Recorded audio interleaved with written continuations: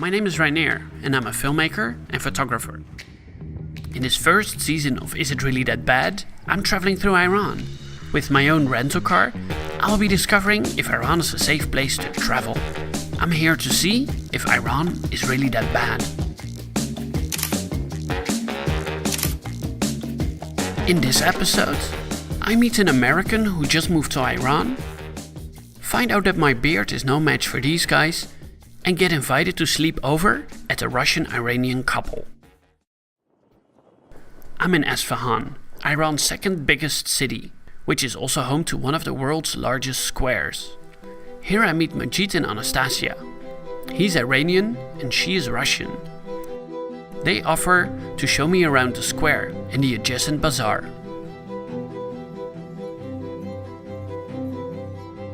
Majid has eyes for my camera and starts taking some pictures.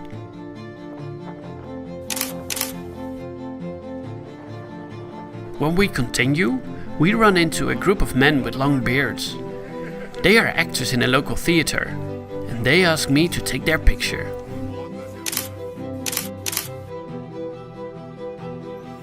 A couple seconds later, a TV crew shows up. They ask Christian and me for our opinion about Iran.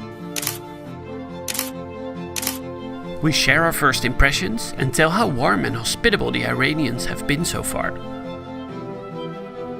Afterwards, Majid and Anastasia offer to host us for the night, and we agree. But first, we wander around the square and bazaar a bit more, which is a rich place filled with a lot of goods and colorful spices. People keep talking to us and are interested in where we come from. In such a big city, I would not expect people to approach me just to welcome me. Only in Iran, I guess.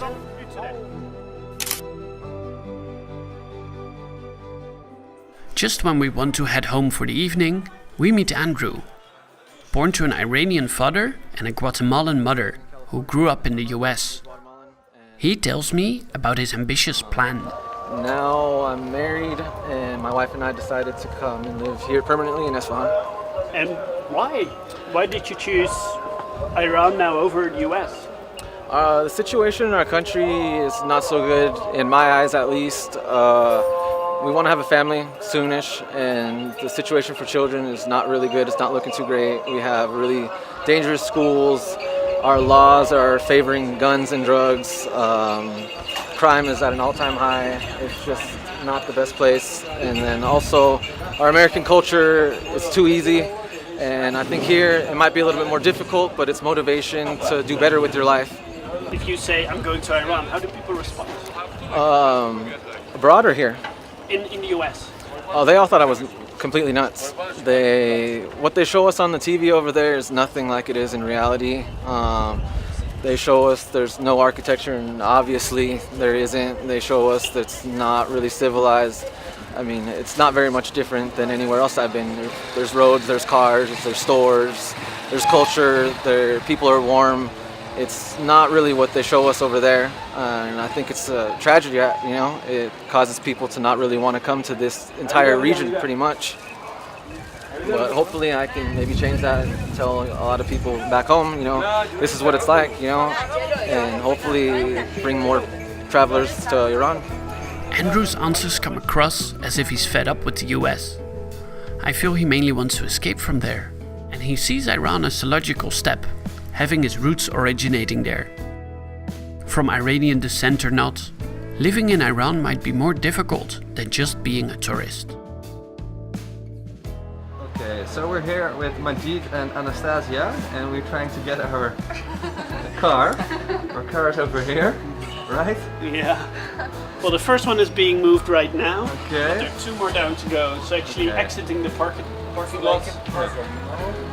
It's like extreme efficiency. Yeah, this is like a Tetris parking lot. I think we'll have to play the waiting game because there's 3 more cars down before we can actually move out.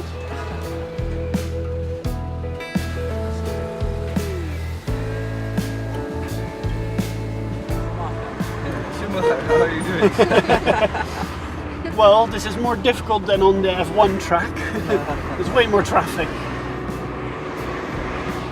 How is he doing? Great. I'm very curious about Majid and Anastasia's story. So when we reached their home, I asked how they met. I got acquainted about 6 years ago on the internet. I wanted to learn Persian and Majid wanted to learn Russian. And then we just understood that we have feeling and then we just talk to each other in English for a year, so no language exchange. And then I came to Isfahan for 2 weeks and we met and we fell in love. What was your first impression? And now, what is it after those 4 years? Well, when I first came here, I liked everything, every food, everything I saw was beautiful for me. I liked people. But now I see it in another way, like a local person. Food became usual for me, and also people, I see them in another way. I noticed that they are not sincere. Iranians really like to have guests. They give them everything they have, but it's boring. When you go to somebody's house, the usual talks are gossips, but when you become local, everything changes.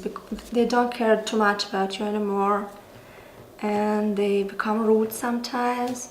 Because when you're a foreigner, they want to give you a good image of Iran. And when you live in Iran, you don't have to pretend anymore. I don't like anything. Yeah, we are trying to find at least one good point, but we can't find it. We really want to find, but we can't. That's We are going to travel around the world and see where is good for us. Both of them seem disappointed in Iran. They're saving up some money to go traveling and see which place will suit them better. I wonder if Andrew will think the same after a couple years. Life in Iran might also have a less friendly side, besides what I'm seeing. In the next episode, I barely survive a massage, I moan like an old man when I climb a meter high, and get stuck with my car in the desert. Stay tuned.